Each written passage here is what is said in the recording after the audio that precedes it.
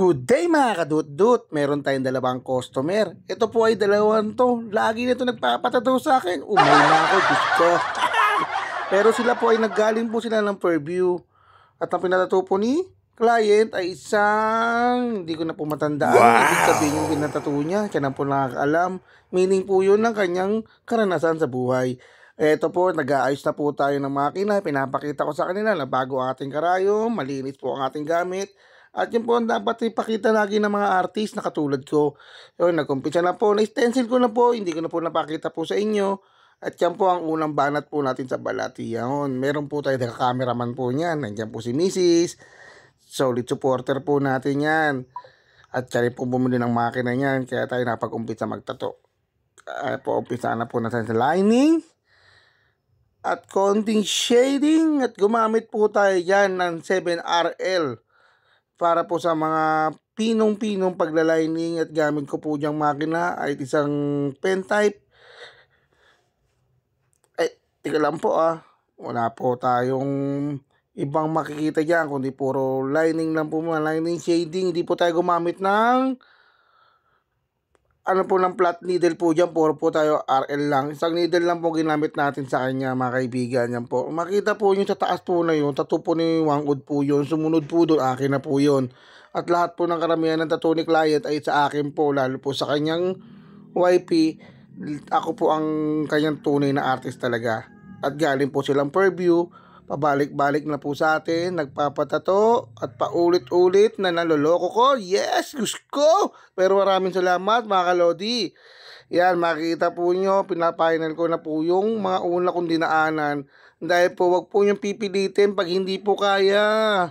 Alam niyo naman, pag masikip, mahirap. Diyos ko, Lord, patawad. Pero kailangan po natin talagang balikan yan para mapanatili po natin siyang solid na blocking po talaga. Pwede naman po tayo gumamit ng ng Magnum or anything na flat type, pero mas gusto ko pong gumamit na lang po ng RL, 7RL kasi kaya naman po di magganong kalaki po ang spaces na babakunahan ko ng itim. Ay, pipinturahan ko itim. Ay, hindi rin po pala.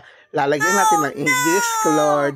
Ayan po, maraming salamat mga lodis. Sa mga nagtitiwala po sa atin, sa lahat po ng gusto, ay welcome po kayo. Mag-open po sa akin ng inyong saloobin. Joke lang po. Mag-ano po sa akin, magbigay ng schedule. At pag-usapan po natin ang budget po nyo. Hindi naman porke artist, masyado na po mahal maningil. Ako po ay bumabase po kung magkano po budget nyo. Sige, pag-usapan po natin. Huwag naman po sanang barat kasi balat po nyo yan. At po lahat po ng gamit po namin, disposable.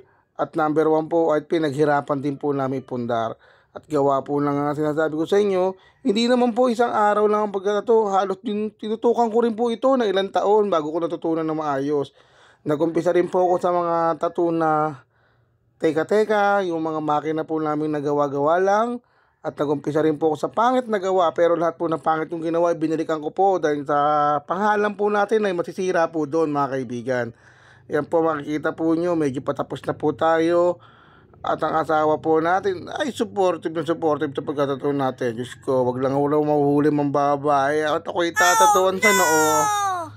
Ayan na. Masakit na po daw, sabi ng client. Ang tumudugo konti, pero konting pulas lang po yan. Ayan na po, malapit na finish product po ni client. Ayan na. At binalikan pa po natin yung kasi po may mga laktaw po tayo na hindi masolidan. Kaya hindi po makakuha sa unang pasada lang po talaga yan. At kailangan po natin balik-balikan kung kakailanganin po natin. Kaya mas maganda po na hinahinay lang po para hindi po mabugbog yung balat at makapasok po yung ink sa lahat. Yan po yung nililinis na po natin na wala po tayong gamit na iba dyan kundi fresh water from Manila Bay. Diyos ko, Lord, patawad. Hindi po, yung ginagamit po natin tubig dyan ay Wilkins para po sterilize po siya at malinis po talaga. At pinupunasan na po natin para po maging malinis at sinabon na po natin ng antibac po yan. Yan po. Yan na po ang final result. Makikita nyo na po ang final result. Ayan na. Simple pero quality. Thank you, Lord. Sa uulitin mga lodi, salamat sa pagsubaybay. Meron pa po siya yung asawa po niya. Next video.